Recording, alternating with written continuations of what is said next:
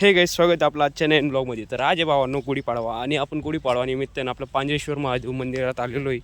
तर हे आपल्या गावातलं ना एकदम पुरातन असं मंदिर आहे भावांनो, जे की आता नवीन बनवलेलं आहे. थांबतो तुम्हाला दाखवतो आता. तर ह्या मंदिराची खासियत आहे भाई की तुम्ही मन्नत जर मागली ना तर पूर्ण होतं. फक्त चांगल्या मनाने मागा, बाकी आपण पण मागतो. आणि इकडे बघा आपली कुलस्वामिनी इंद्रशिनी माता, हे डोंगरावरती.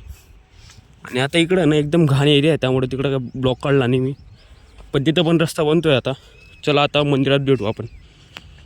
इतर दिवस मी काही या मंदिराला भेट देत नाही भावांनो, कारण की इथे येण्याचा मार्गाने एकदम थोडासा कॅज्युअल आहे, तुम्ही समजू शकता.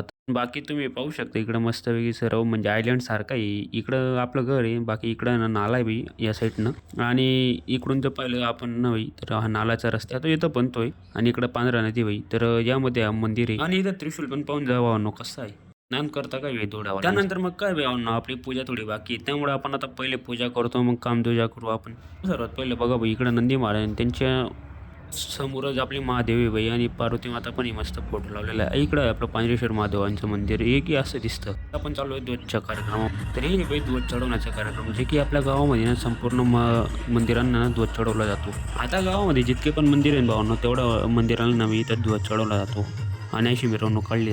त्यानंतर आता तुम्हाला ना आपलं मानकरी पण दाखवतो. त्या आधी इकडे ना रामदास आले भाई, मग काय थोडाफार व्हिडिओ घेऊन त्यांचा पण काय आता रामदासांना पण घेतो आपलं ब्लॉगमध्ये फेमस करतो, त्यांना पण राहतो एका रात्रीमध्ये एकदम फॉलोअर सोडून देतील भाई आपलेवाले बरोबर.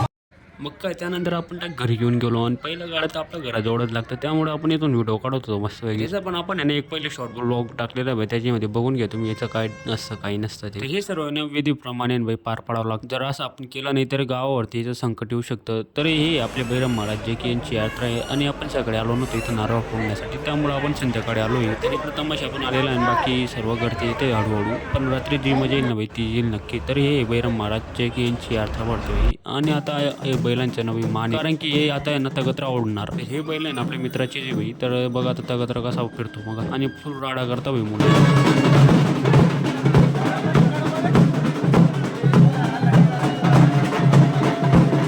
ते समजा जाऊ दे, आपण येतं बघा आपल्याला कोणतेच आपला रुपये ॲड. तर मग आजसाठी एवढंच, आणि याचा फुल ब्लॉग आहे ना आपण सकाळी 9 वाजेला अपलोड करणार आहे. तर पण बघा, तर तुमच्या गावाची यात्रा पण अशीच असते का, तर कमेंटमध्ये नक्की